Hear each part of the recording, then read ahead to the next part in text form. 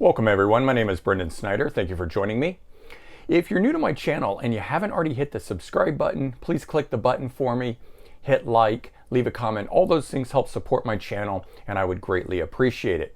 And of course, as an added bonus, you'll be able to stay up to date on all that's going on in the world of music. Just like this, we're going to take a look at the brand new AC/DC album, 6 years in the making. 17th studio album, so long time coming here. This one just came out November 13th of 2020 and is called Power Up. But AC/DC's history, they go back to 1973 and they released their first full-length album 45 years ago in 1975. This year, 2020, marks the 40th anniversary of both Brian Johnson joining the group, but also their seminal album, Back in Black, of course, the one that was released as a tribute to their original lead singer, Bon Scott. And with over 50 million albums sold for that album, you can see just how big and influential that album is among the rock and heavy metal world that it is. And it's actually ranked as the third best-selling album of all time in the world. So to date, though, the band has released 17 studio albums. 11 of those are with Brian Johnson. And in all, they have sold more than 200 million albums worldwide. Certainly an impressive feat, which brings us to what we want to talk about, the brand new album, Power Up. So this one here, as I said, it's been 6 years since their last album, Rock or Bust. Always like this cover, the lenticular cover on it that as it moves there, you can see the rock in it. And many thought that album would be its last album, just based on all the issues that the band had at the time. First with it being the first album without Malcolm Young on it, Brian Johnson's hearing issues, and then ultimately being fired or let go from the band. They brought in Axl Rose of Guns N' Roses to finish out the tour, which was actually fantastic. I got to see AC/DC with Axl Rose fronting the band. He did an amazing job, but of course it wasn't Brian Johnson and it wasn't AC/DC in that regard. At the end of the tour, Cliff Williams decides to retire, and then there was just all the legal issues that Phil Rudd, their drummer, was having. So many people thought that was it, the band was over, no more, kind of a thing. But AC/DC's always kind of hung around in the background, in the shadows, and have never really let you know what's going on until it actually happens. But thankfully, they were able to overcome all of those issues and get together and record and make this album here. And so Brian Johnson is back on vocals, and it's worth noting that he's 73 years old this year. And it's his 11th studio album with the band. Returning also is Cliff Williams on bass and Phil Rudd on drums, both the classic powerhouse rhythm section. And the lineup, of course, is rounded out by Angus Young on guitar, the last remaining original member of the band. And then Stevie Young, Malcolm's nephew, on rhythm guitar, filling in for Malcolm now. And the album itself has been based on a lot of riffs from Malcolm Young. And according to Angus Young, there are still a mountain of riffs apparently available to be drawn from in order to make, future albums. So suggesting that this one here will not be the last album. I certainly hope that it is, and I hope that this is just the next phase of the band moving forward. Now, the album itself was recorded between August and September of 2018, which means that the album itself has been completed for over 2 years at this point.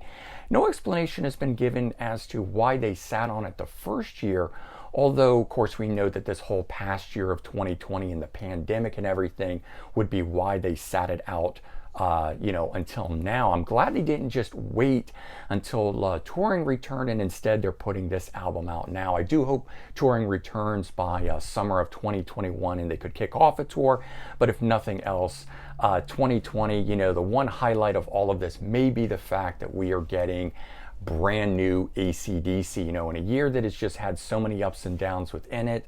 I am glad that at least we are getting brand new AC/DC. And what's interesting, it's of note that the first single off of this album, Shot in the Dark, is now #1 on the Billboard mainstream rock charts.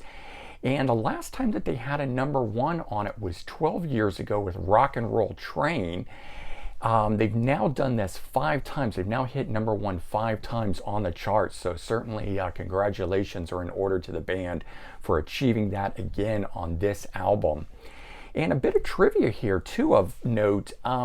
This is the first album in 35 years since 1985's Fly on the Wall that there is not a single song on this album that has the word rock in it. And you know, I read that and I actually had to go check it out real quick just to see, because I'm so used to so many of their songs. Their last album, Rock or Bust, 4 of the tracks had the word rock in it. So, you know, they certainly use it a lot.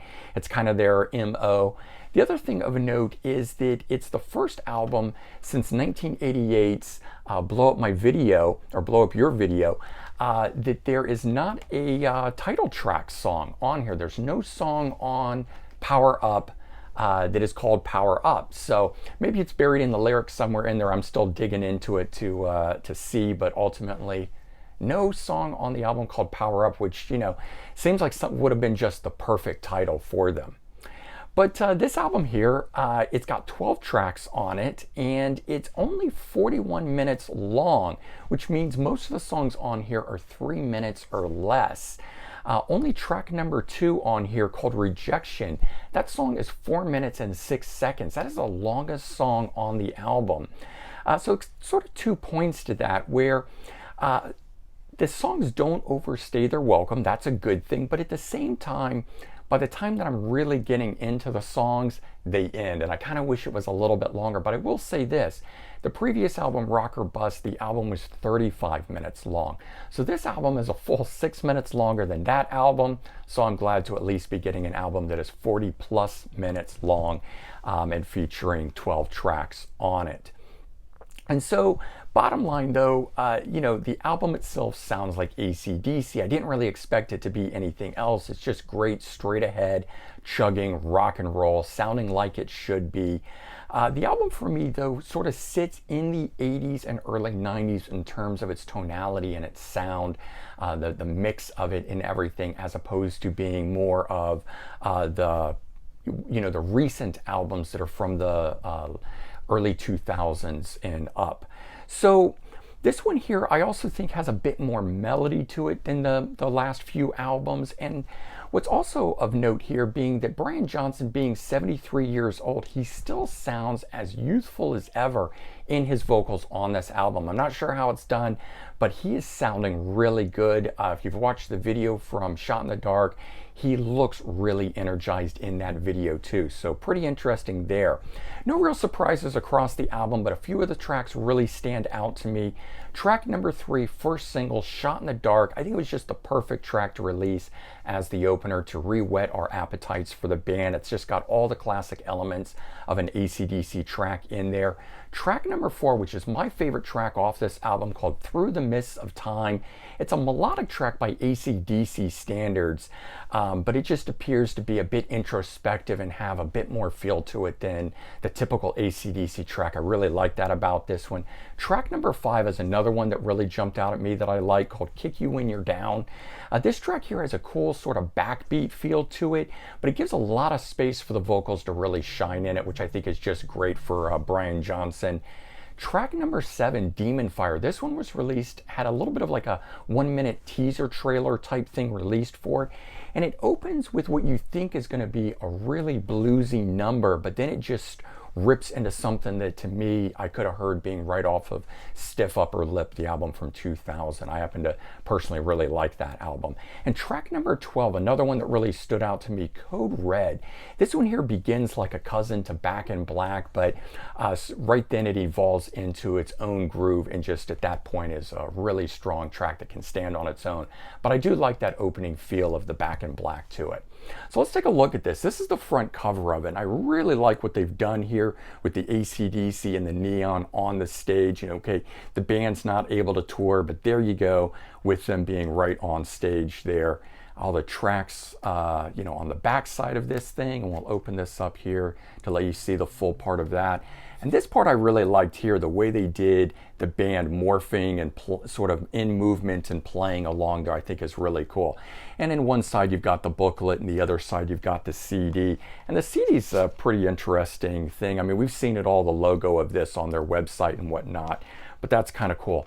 And the booklet itself, I think they did a really great job with this. Power up, and if we open this thing up all the way, it's like a tour case, AC/DC logo on one side, power up on the other. But this is definitely one of the best booklets that I've seen them do. Just lots of great photos in here. There's the track listing, cool picture there kicking off with Angus. And then we move into some cool band shots, and this looks like it was done during the Shot in the Dark video filming segment. Brian Johnson, Cliff Williams there, and then a cool shot there of the whole group. More individual band shots. Yeah, I mean, usually back in the late 80s, early 90s, we get Stevie there and Phil there. They didn't have this many photos and things on the inside of the album. Another cool shot of the group there, even though it's in shadow. And so really great, though, that these last two albums, both Rock or Bust or this one here, have really filled the booklets full of live photos, giving the fans something to look at in this digital age where usually you're only seeing the album cover and nothing else. If you're buying this here, you are actually getting something. So bottom line on this here, I just think it's another classic album by the band. I can't say whether this is the best album since a particular one. It is a great album, though, nonetheless. All the songs on it are really good. There's not a bad track on here, in my opinion. There are no songs that I wanted to skip over. I think each one is worth exploring in their own right. I, of course, highly recommend this for all AC/DC fans. And I think for all the young kids out there, the ones that, you want to know what a real rock band is like, definitely check out this album here and you'll see who made who. All right? Hope everyone enjoyed this.